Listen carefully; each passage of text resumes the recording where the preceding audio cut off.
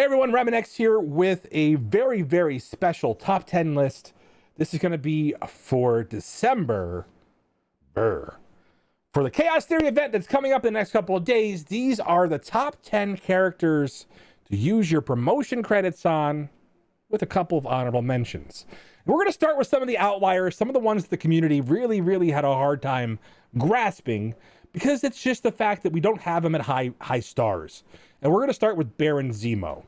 Now, Baron Zemo is a character that is game-changing. The problem with that is that most people just don't have him at high stars. He's not currently available in the game, not currently farmable, but I'm going to tell you right now, once you put that 5th and 6th red star on him, he will literally blow the pants off your competition. And that is something that is worth noting. If he is anywhere near available soon, he is something you guys want to go for, because he will change the outcome, especially against mercenaries, Hydra, any minion. His stats, that extra basically 600% passive damage that happens in the first 2 turns, isn't devastating. With the fact that he's removing buffs, it is something that you cannot value enough. And his damage, while not top tier, is one of the best controller tiers, and it's actually just amazing. So, without further ado, we're going to move right up to the one that probably garnered a lot of the confusion here, and it was really Cole. And Cole almost didn't make this list, and Cole is someone I really regret not going harder on.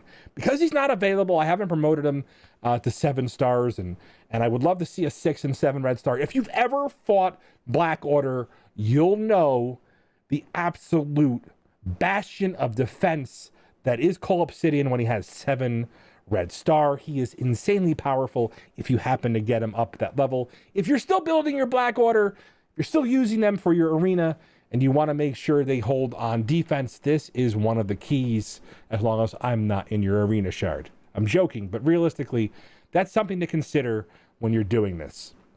We're going to go back and just circle back. Remember, these are high consideration items.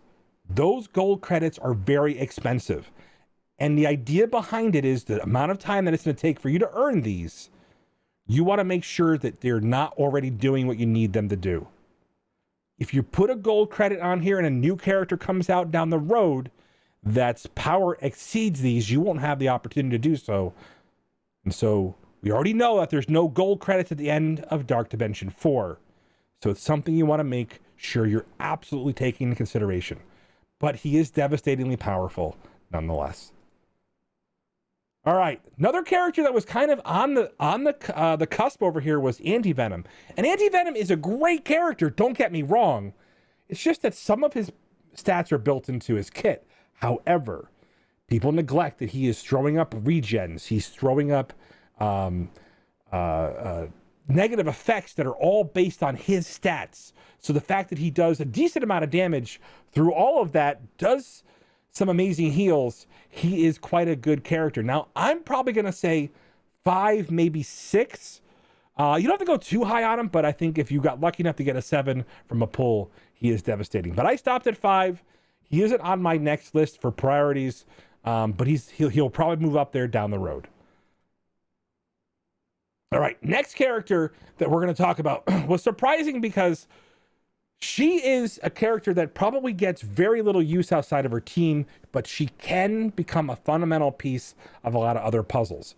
The fact that she can actually change the tempo of your war fight alone, the fact that she has such a high health pool, she is a character you absolutely want to consider for red star promotions.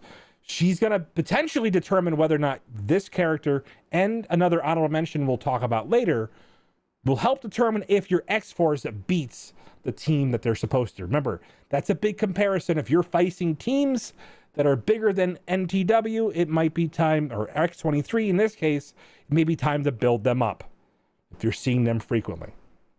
All right, so in no particular order, because I wouldn't do it to these guys, because they all deserve to be in there. Let's start with Black Bolt. Now, Black Bolt, people think he's fallen out because Symbiotes have become an amazing raid team. However, he is still one of the best stat machines in the game. His health, his damage, he is insane.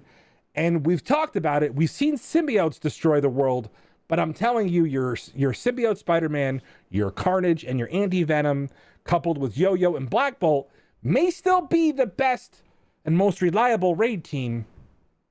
Something to take into consideration. Once you get him to 6 red star, 7 star, once you get him to 7 red star, 7 star, he is devastating. His burp just basically takes that extra threshold, and that's going to mean the difference between timing out on some nodes and not. More importantly, he is something that we may have to use when we see how they've built Dark Dimension 4. Hopefully Yags will give us some insight into that down the road in the next few weeks. That being said, absolutely worth upgrade credits, something to take into consideration, especially if you're not winning in your arena shard and you use them quite frequently. Now, we're going to talk about these characters because they're really round out the top 5 again. Not that Black Bolt didn't belong on that spot. We're going to start with Dr. Octopus because a lot of people probably don't have access to him yet. He's a character that's a legendary. The X-Force was an unlock. And now that he's coming back and X-Force is farmable, we'll probably see some more on him. And if you guys haven't fought a red star Doc Ock, count yourselves among the lucky ones. Because he actually is a character that is probably on the level 5 ISO list, which we'll do down the road here soon, because they're starting to come into view, the characters that we're going to start recommending to level 5 ISOs. I know. It's been a while. We have to revisit that soon. Remember, his stats, some of the best in the game between his health, his damage, his ability to flip and extend debuffs. He is just a machine. And by the way, if you've ever seen him block when you're trying to focus him down, good luck on that. Just devastatingly powerful, both offense and defense, and might well be your GD4 legendary staple. We're going to find out soon. Now, we're going to talk about someone here who probably needs no introduction, Emma Frost. Now, again, the last event should be coming up, her last availability event. She may move into milestones afterwards. We're going to have to determine how she becomes available after her next milestones become available. But she is amazing. And if you guys have ever left her on the field, you know you need a full meta to take her on. She is that good. She's also a plug-and-play character in a lot of modes. And the fact that she is part of some of what people are considering taking to Dark Dimension 4, she is worthy of the upgrade credits. Now, do I think she's worth a 7? Does she need it at all? It's debatable, but she is so good in everything that she does. As long as she survives, you've got hope. And we have seen some full potential of it. I will tell you right now, she's the last woman standing nearly every single time someone wipes on the Marauder squad. Hence the reason why she takes top billing. All right. Now, again, this guy needs no introduction. He is one of the best hands down stat characters. He'll probably be among the top 10 forever. Symbiote Spider-Man is a character I don't see falling off anytime specifically, because we're going to be doing raids for a long time, and we'll probably have Dark Dimension, 99 by the time I have a gray beard. Oh, wait. But realistically, he's a character that I don't see ever being diminished in value. We'll see down the road. Now, we're going to talk about Thanos. Now, Thanos is probably a character that I think probably belongs maybe in the top 3 consideration. And the reason why I say that is the empowered Thanos is annoying, but he is still a force outside of his team. Not something that every character has. And the fact that he's aged so well makes Thanos an easy consideration. A 7 red star Thanos is just as scary as a 7 red star CULL. Put them together and you have a devastating Black Order team that is worthy of the tears from your opponents in the arena, and you will generate quite a few. So definitely someone worthy of considering upgrade. He was a 6 red upgrade for me when I finished Dark Dimension 3. So he is somebody that I used it on. No regrets. I finished relatively early and a relative while ago. And I think I would still probably pull that trigger.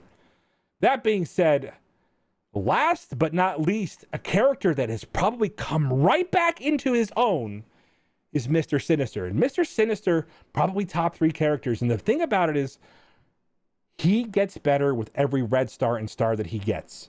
Because his clones get the power directly from him, all those red stars certainly make a difference. And honestly, that power, his healing, everything he does in the character, he is that good. He is a legendary in his own regard, and also the most fun character to play in the game, hands down. If you've never cloned a character just to see what they do on your side, or sat there and tried to fill up your board with clones, we have to talk. You're not having as much fun as you should. Mr. Sinister is absolutely worth it. And again, I've spent hours playing, just trying to see what characters I can clone, what I can get away with, going into arena, trying to make a 5th Black Order member, all these fun things that only he can do in this game.